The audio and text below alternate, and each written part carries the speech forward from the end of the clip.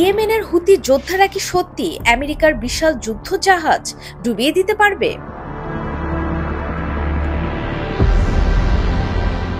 মার্কিন বিমানবাহী যুদ্ধজাহাজ USS Harry S ট্রুম্যানের ওপর মারাত্মক হামলা চালিয়েছে হুতি বিদ্রোহীরা। লোহিত সাগরে এই আক্রমণের ফলে মার্কিন সেনাবাহিনীকে ৯ ঘন্টার দীর্ঘ তীব্র সংঘর্ষের মধ্যে পড়তে হয়।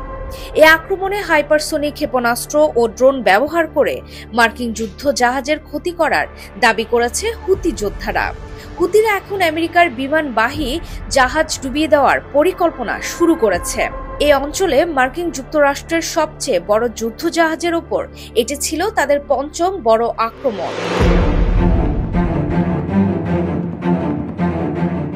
চীনা বার্তা সংস্থা সিনহুয়ার খবরে বলা হয়েছে, ইয়েমেনের হুতি গোষ্ঠী এক বিবৃতিতে জানিয়েছে, লোহিত সাগরে ইউএসএস হ্যারি এস ট্রুম্যান বিমানবাহী রণতরীতে নতুন করে ক্ষেপণাস্ত্র ও ড্রোন হামলা চালিয়েছে।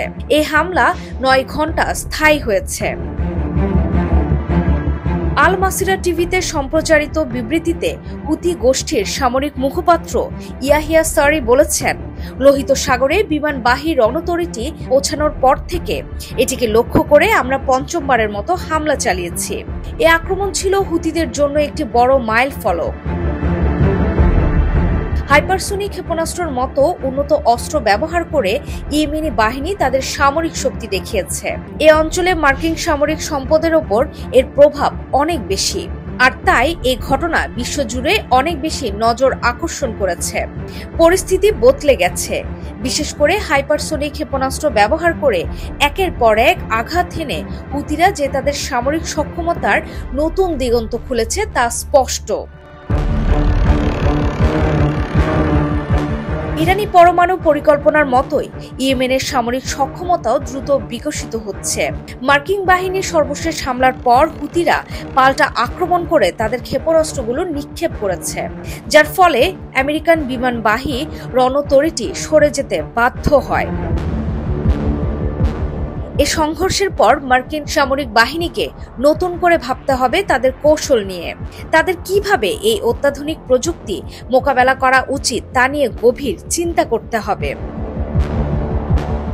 অন্যদিকে হুতিরা তাদের সামরিক সক্ষমতা প্রদর্শন করতে সফল হয়েছে, যা আন্তর্জাতিক শক্তিগুলোর কাছে গুরুত্বপূর্ণ বার্তা পৌঁছে দিয়েছে। তাদের শক্তি শুধু ঐতিহ্যবাহী অস্ত্রে সীমাবদ্ধ নয়, বরং নতুন শক্তিশালী প্রযুক্তির মাধ্যমেও তারা আক্রমণ চালাতে সক্ষম। লোহিত সাগর এখন একটি সামরিক মহারণে পরিণত হয়েছে।